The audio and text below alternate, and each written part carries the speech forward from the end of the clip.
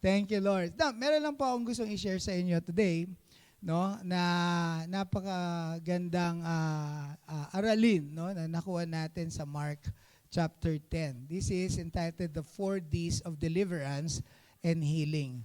You know, the Lord, this past few days, no, the Lord wants His people and even the unbelievers, no, to experience healing and deliverance. Amen po ba? Napansin nyo, nung isang linggo, ganyan din ang topic natin. No, merong gusto ang Panginoon na gawin sa ating kalagitnaan na paglilinis. Merong gustong gawin ng Panginoon na sanctification sa atin, na kanyang mga anak, even to those who are watching us online. Why? Because nothing pleases the Lord than the condition of our hearts. Amen po ba? The condition of our hearts. Ang laging gusto ng Panginoon, ang makita sa atin, yung kondisyon ng puso natin, malinis ang puso natin sa harapan niya. Amen. Ang sabi ng Bible, rend your heart and not your garments. Amen po ba? Ang sabi ng salita ng Panginoon, ang importante sa Kanya, yung kondisyon ng ating puso, malinis na puso.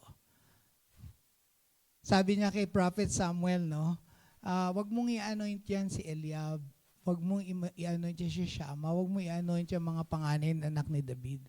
Kasi ang tao tumitingin sa panglabas, outward appearance, but God looks at the heart. Why did He chose David as the next king of Israel? Because David, ang tawag sa kanya is a man after God's own heart. Para kay Haring David, hindi importante yung, kay David na pastol, no? By that time, hindi importante sa kanya ang fame and popularity. At kung ano pa mang bagay. Para sa kanya, nung siya ay shepherd boy na nag-aalaga ng mga tupa, ang first and foremost sa kanya, walang iba kundi ang Diyos lang. Mahal na mahal niya ang Panginoon. Inaawitan niya ang Panginoon, sinasamba niya ang Panginoon. May oras siya para sa Panginoon. Amen? No? Parang siya yata yung nag-compose ng aawitan kita at pupuri. Hindi si Haring David yun. Okay. Pilipino ang nagana niya. No? Naawit lang. Anyways, but he composed Psalm 23. The Lord is my shepherd. I shall not want. He makes me to lie down in green pastures. No? Yan yung mga na-compose na awit. Kasi para kay Haring David, para sa kanya, no, ang importante yung puso ko. Mahal ko si Lord. Wala, parang sa kanya, I don't care and I don't mind. No, kung ano pa man ang mga bagay na pansamantala, ang importante, malalim ang relasyon ko sa Panginoon. Yan po ang katangian ng tunay na anak at tunay na iglesia ng Diyos. The church is not a show. The church is not a celebrity. The church is not show business. When you go to the church, God looks on our heart. Spending time with the Lord, worshiping the Lord, repentant heart, praying, serving the Lord, no? Doing justly, loving mercy, walking humbly with our God. Those are characteristics of a true church of God. Amen. Wala po yun sa pa-perfectan. Ibig sabihin yung what do you call this? Yung performance. Wala sa yung damit mo, walang lukot, no? Yung sound perfect, 'di ba? Yung simprahan parang CD, no? Wala po. Okay po yun lahat kung yung puso ng lahat ng nagpapagamit sa Panginoon ay tumpak sa kanyang harapan. Amen ho ba?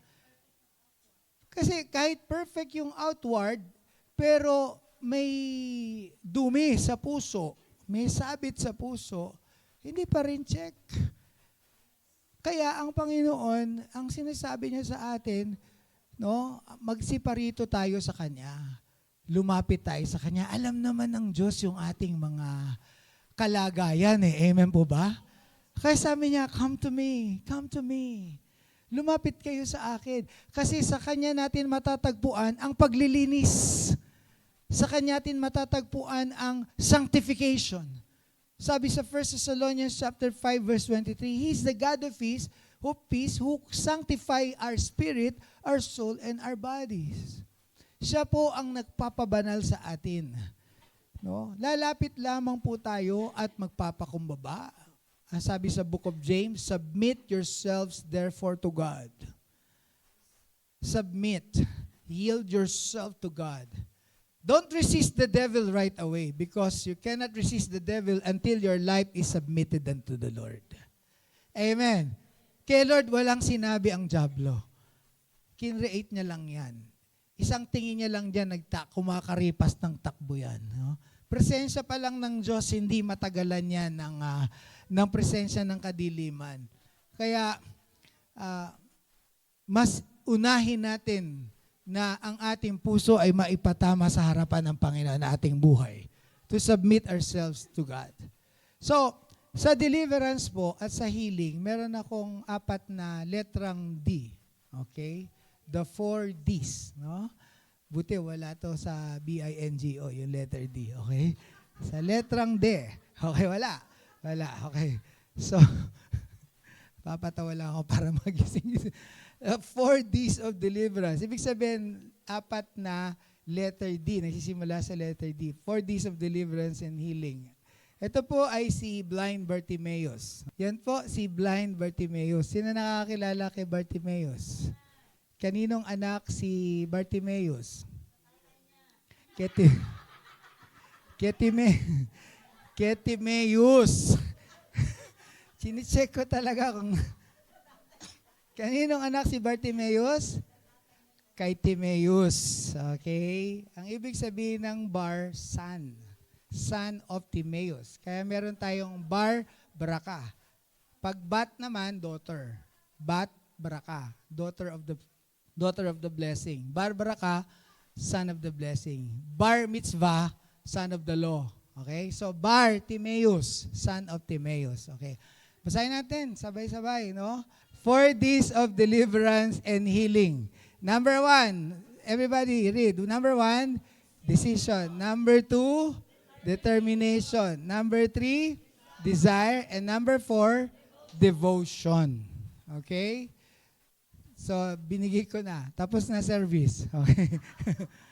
The 4 Ds of deliverance and healing. Dapat meron kang decision. Number 2, meron kang determination. Number 3, meron kang desire. And number 4, meron kang devotion sa Lord. Okay? So let's read Mark chapter 10 beginning verse 46 to verse 52 in English and in Tagalog. O, sabay-sabay tayo. 1, 2, ready, go. And they came to Jericho, and as he was leaving Jericho with his disciples and a great crowd, Bartimaeus, a blind beggar, the son of Timaeus, was sitting by the roadside. And when he heard that it was Jesus of Nazareth, he began to cry out and say, Jesus, Son of David, have mercy on me. Continue. And many rebuked him, telling him to be silent. But he cried out all the more, Son of David, have mercy on me. And Jesus stopped and said, Call him. And they called the blind man, saying to him, Take heart, get up, he is calling you. And throwing off his cloak, he sprang up and came to Jesus. And Jesus said to him, What do you want me to do for you? And the blind man said to him, Rabbi, let me recover my sight.